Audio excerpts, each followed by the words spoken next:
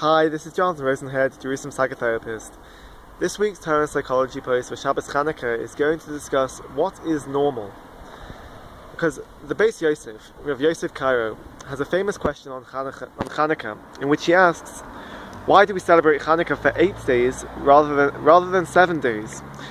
Because the first day of Chanuka, the first day when the menorah was lit and the oil burnt for 1 day, was a normal phenomenon. There was enough oil for the menorah to light for this first day, and therefore only the subsequent 7 days were miraculous.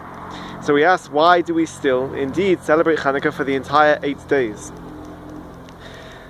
And this question has captured the imagination of the Torah yeshiva world, and there has been a number of possible answers. Rav Yosef Cairo himself offers 3 solutions, but there are other Sepharim that have given 100 answers, 500 answers. There's even a Sefer which discusses 1,000 answers to this question.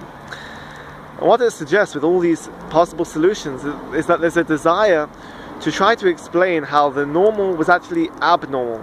It actually was special and miraculous, and therefore deserves recognition and celebration. But the inference from this is that if something is normal, it should be dismissed. Normal doesn't deserve any recognition. It's just subjugated to being described as normal, and therefore perhaps not important enough to celebrate or give our attention to it. And from a psychological perspective, perhaps this is similar to the way that we look at the diagnosis of mental illness. The DSM, the Diagnostic and Statistical Manual of Psychiatric Disorders, provides number of diagnoses, number of ways to define perhaps what is normal or abnormal. It gives this arbitrary categorization of how we look at people's behavior. But after each time the DSM brings out a new edition, there are diagnoses or disorders that are taken away, they are removed, and there are some that are even added and are now viewed as being not normal. Something that was once viewed as normal is now abnormal, or something that was once viewed as abnormal is now normal. So we see this idea of normalcy is a fluid term. It's difficult to define, and it's changeable and flexible. But perhaps what the DSM is trying to do is come up with a way of using an arbitrary method to describe what is normal behavior. But we see it's a vague term. Normalcy exists on a spectrum, and it's subjective, and perhaps it's unfair, and perhaps this is the criticism of the DSM. It's unfair to define what behavior is, to define what is normal. And indeed, also in the therapeutic process, perhaps a person can go through this process and can see and can introduce changes into their life. But perhaps what is difficult is for them to appreciate this change, to evaluate what has changed, and to celebrate it, because perhaps they're waiting for this revelation, this miraculous change where everything seems different.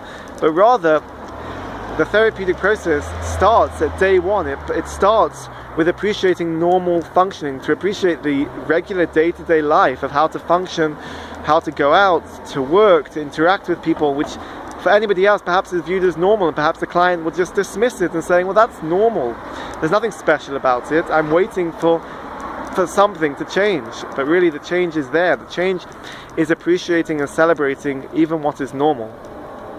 And we can look at parenting as well, with childhood development.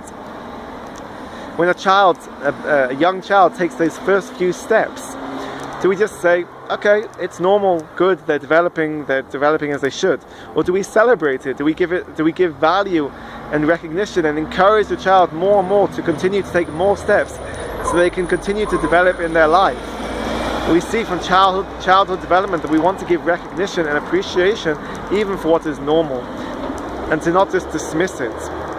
Because really we see that this distinction between abnormal and normal is vague. It's a vague term, and it's unfair for us to categorize and to say what is normal. And what comes out from this post is that we should ask ourselves these questions. We should reassess and reevaluate. Do we really know? Do we really understand what is normal? Or perhaps there's no such thing as normal in a definitive way. And on Chanuka, this is the festival of light. We celebrate the internal light. As Rav Kook says, everybody has an internal spark, an internal light within them, which makes us unique, and we are celebrating that we are not just normal. Have a great Shabbos and Chanuka Sameach.